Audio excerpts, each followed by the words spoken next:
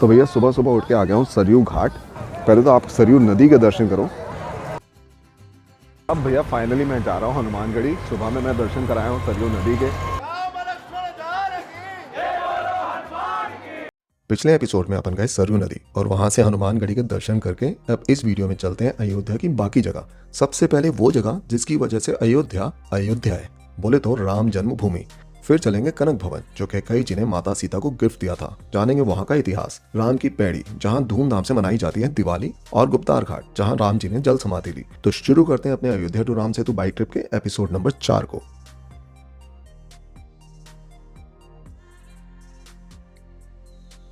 हनुमानगढ़ी के दर्शन करके अपन जाते हैं राम जन्मभूमि जो यहाँ से सिर्फ 10 मिनट के वॉकिंग डिस्टेंस पे ही है। तो रास्ते में आता है दशरथ महल। कहते हैं ये दशरथ जी का ऑफिस था, बोले तो जहाँ से वो अपना राजपाट चलाते थे। लेकिन यहाँ आज की डेट में कुछ खास है नहीं। यहाँ पे सबसे बड़ी जो मेरे को चीज़ खटकती है ना, वो ये है कि यहाँ पे चीज़ें मेंटेन नहीं है। अब चाहे वो जिस भी वजह से हो, डिस्प्यूटेड लैंड था, इतना ज़्यादा ध्यान नहीं दे पाई। मतलब सरकार पहले तो सारी प्रॉब्लम्स ही निपटाती रही, फिर क्या ही ध्यान देती। यहाँ से आगे बढ़ता हूँ और पहुंचता हूँ राम जन्मभूमि के एरिया में। अब भाई यहाँ है सिक्योरिटी टाइट। पुलिस वालों ने मुझे देखा कैमरा यूज करते और बोले कि इसको रखो अपनी पॉकेट में। अब चलते हैं राम जन्मभूमि के किस्से पर। क्या आप जानते हैं कि अयोध्या इसका मतलब क्या है? इसका मतलब है युद्ध ना होना, बोले तो शांति बने रहना। हैरानी की बात, उसी राम जी की नगरी में राम जन्म स्थल पर ही कई सालों तक विवाद बना रहा और खूब लड़ाइयाँ हुई। मंदिर के रास्ते में बहुत से लॉकर्स बने हुए हैं जिसमें हमारा मोबाइल फोन, कोई कैमरा, ईयरफोन वगैरह सब जमा हो जाता है। लॉकर का भाड़ा है 20 से 40 रुपया। यहाँ तक कि बाहर से आप अलग से प्रसाद भी नहीं लेके जा सकते। ले जा सकते हैं तो सिर्फ अपना वॉलेट। आगे बढ़ते हैं, 2-3 जगह पे सिक्योरिटी चेक होता है और फिर आगे जाके दर्शन होते हैं राम लला के।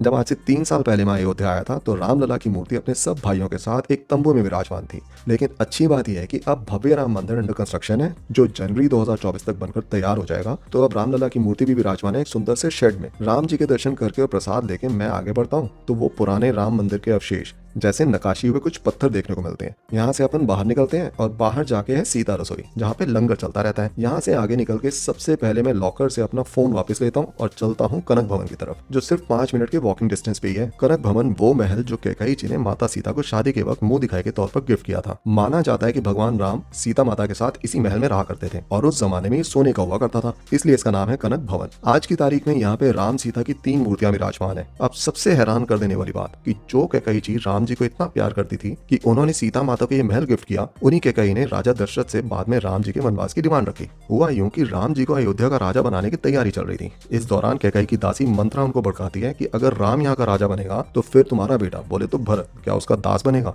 मंत्रा की बातों में आकर ही वो राजा दशरथ से राम के वनवास और भरत के राज्य अभिषेक की डिमांड रखती है और यहाँ से शुरू होता है अयोध्या की सारी खुशियों के दुख में बदलने का सिलसिला।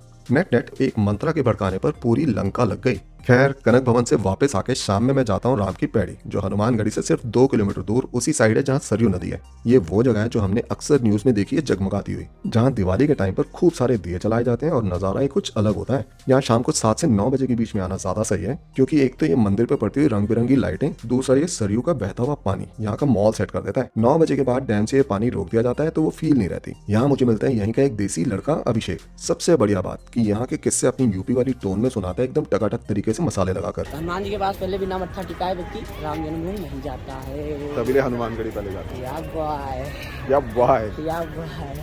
ऐसा लगता ही नहीं कि ये पहली बार मिला है, लगता है काफी पुराना दोस्त है अपना। यहाँ अपना बढ़िया से टाइम स्पेंड करके पहुंचता हूँ वापस अपने होटल के पास। टाइम हो गया है डिनर का तो मैं पहुंच जाता हूँ गंगौर रेस्टोरेंट। यहाँ मैं ऑर्डर करता हूँ मक्के की रोटी और सरसों का साग। भाई गजब का टेस्ट। पिछले 2 दिन में मैंने जितनी चीजें यहाँ ट्राई की है वो सब बढ़िया है। बोले तो आप अगर अयोध्या आओ तो 2 चीजें जरूर ट्राई करना, एक यहाँ का खाना और दूसरा ठेके की चाय। दोनों पैसा वसूल चीजें हैं। अगले दिन मैं जाता हूँ गुप्तार घाट जो यहाँ से 12 किलोमीटर दूर है और गूगल मैप इसका रास्ता नहीं बताता क्योंकि ये कंटोनमेंट एरिया में है तो शायद इसलिए। तो यहाँ पहुंचता हूँ मैं लोकल जनता से पूछते पूछते। गुप्तार घाट पता नहीं हम लोग पहले कैसे काम चलाते थे बिना मैप के। अभी तो साला छोटा सा रास्ता है मुश्किल से 10-12 किलोमीटर का, उसमें मैं कम से कम 8-10 लोगों से पूछ बैठा हूँ। भैया यही चीज़ें देखने का ना मज़ा आता है। ये लहरिया रोड, साइड में नदी बह रही है, साथ में वाह यार, यहाँ का तो माहौल ही अलग है। अब यहाँ का नज़ारा कुछ अलग है। ये वो घाट है जहाँ भगवान राम ने जल समाधि ली थी। क्योंकि यहाँ पे भगवान गुप्त हो गए थे तो इसका नाम पड़ गया गुप्तार घाट। बहुत ही कम जनता यहाँ पे आती है, जाहिर सी बात है गूगल इसका रास्ता नहीं बता रहा और खास जनता को यहाँ का पता नहीं। काफी सुंदर घाट है और जनता बिल्कुल काम है तो साफ सफाई भी एकदम टकाटक बनी हुई है। यहाँ बहुत शांति है, तो सरयू किनारे बैठ के मन भी एकदम शांत सा लगने लगता है। अब अपने अयोध्या दर्शन तो हो चुके हैं पूरे, राम जी के वनवास का टाइम आ गया, तो अपना भी इस ट्रिप में आगे बढ़ने का टाइम आ गया। तो आने वाली वीडियोस में चलेंगे वहाँ जहाँ जहाँ चले श्री राम अपने वनवास के दौरान। दोस्तों, अगर आपको इस चैनल पे कंटेंट पसंद आता है तो चैनल के सपोर्ट के लिए वीडियो को लाइक, शेयर और चैनल को सब्सक्राइब करना ना भूलें। जय श्री राम।